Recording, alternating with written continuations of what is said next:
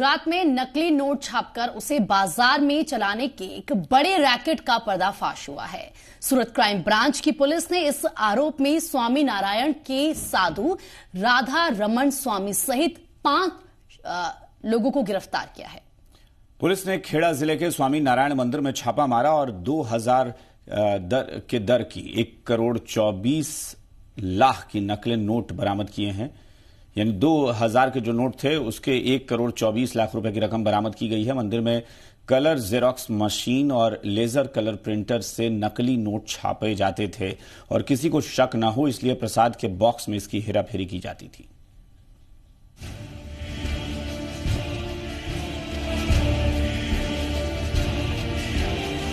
गुजरात में सूरत के इसी मंदिर से देश के खजाने को खोखला करने की साजिश को अंजाम दिया जा रहा था। भगवान, भक्त, पुजारी, प्रसाद और चढ़ावा के नाम पर एक ऐसा मॉड्यूल तैयार किया गया था कि किसी को इनकी करतूत पर शक तक नहीं होता।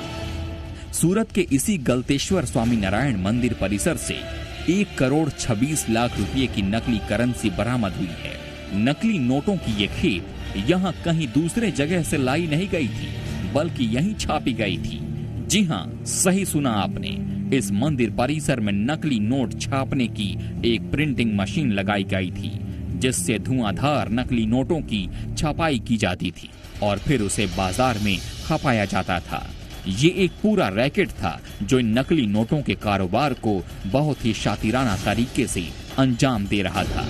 मंदिर में नकली नोट छाप कर इसे बाजार तक पहुंचाने का जो तरीका अपनाया जाता था, उसे जानकर आप भी हैरान रह जाएंगे।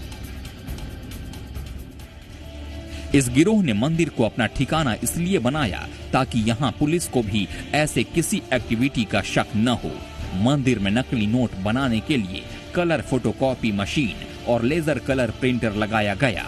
मंदिर में चढ़ने वाले चढ़ावे में असली नोटों के बीच नकली नोटों को मिलाया जाता था, फिर इसे प्रसाद के डिब्बों में रखकर सीधे बाजार में खपाने के लिए भेजा जाता था। बाजार में गिरोह के कुछ सदस्य नकली नोटों को खपाने का काम करते थे। उन एजेंट की गिरफ्तारी से ही मंदिर में नकली नोट छापने के धंधे का पर्दाफाश हुआ। पुलिस ने मंदिर से जो करीब 1.5 करोड़ की नकली करेंसी बरामद की, उसमें से 50 लाख के नकली नोट मंदिर के पुजारी से जब्त किए गए। बरामद किए गए सभी नोट 2000 के नोट हैं। ये लोग 2000 की एक गड्डी में 1 लाख रुपए नकली करेंसी के खपाते थे, यानी कि 2000 की एक गड्डी में हर दूसरा नोट नकली होता था।